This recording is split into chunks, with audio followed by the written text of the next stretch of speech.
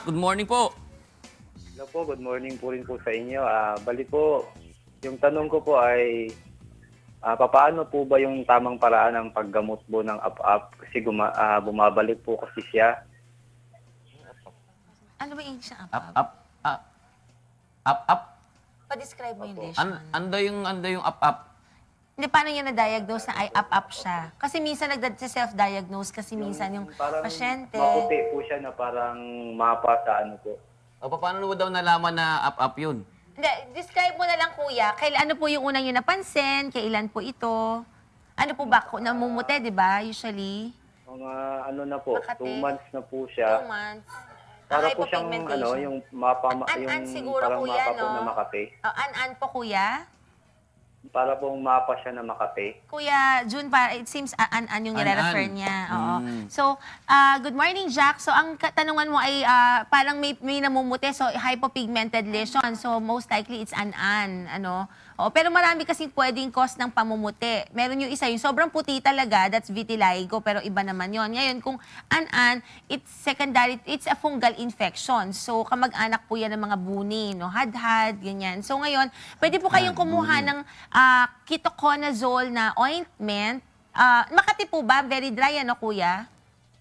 Opo, kapag Okay, ano po. okay. yun So, po na- ointment po ang kukuhain natin, ketoconazole. And then, ang gagamitin nyo po na applicator would be cotton bud. Huwag po nyo gagamitan ng kamay. Kasi po, yan po ay maihahawa nyo sa ibang areas. Okay, so 2 times a day po ang pahid po doon lang po sa affected area, doon sa namumuti, 2 times a day. Pero sana po wag po shorter than 1 month. Kasi po matagal po ang improvement talaga ng fungal infection. At times, you would see, akala nyo nag-i-improve sa surface. However, di ba, nakikita nga natin sa mga commercials, may parang root yan eh. So, sa ibabaw, nag-improve, pero sa ilalim, hindi pa po.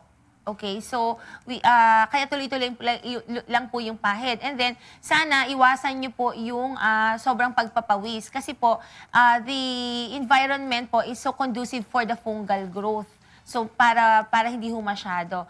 Nakakatulong din po yung pagkatulad niya. Summer, pwede kayong maligo sa beach. Basta yung mga tubig alat po, no, nakakatulong din po siya. Kasi po, fungi in general are halophobic. So, they are takot sa, sa alat. Kasi Oo. sa pool, may nahahawa sa pool ng an-an. Hindi. Okay. Kaya nakakahawa. Hindi. Kasi ang sa pool, expect kasi, mas maliit ang surface area ng swimming pool. So, ang daming naliligo. Kung sino yung mga meron, nagkakahawa-hawa Nahawa, sila. okay. Especially, pag tayo, minsan hindi nakasuot ng slippers. Tsaka common yung bathroom eh. Di ba? Common yung Yes, shower oo. area.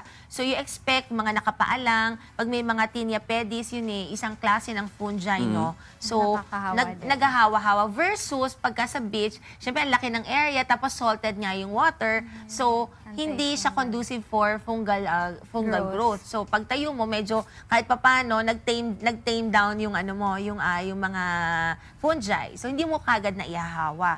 Kaya nga, it's advisable that whether may an-an or wala, no, dapat may kanya-kanya tayong towel. Bath towel, hand towel, face towel. It's very important. So si Kuya dapat meron ding May sarili separate siya, yes. doon sa part na merong Oo. an-an at doon sa ibang parte ng katawan. Sana advisable, oo. But sana wag niya hindi natin alam kung may asawa at anak si Jack, no? So, kung meron, dapat talaga i-avoid natin, no? Para hindi maihawa sa iba.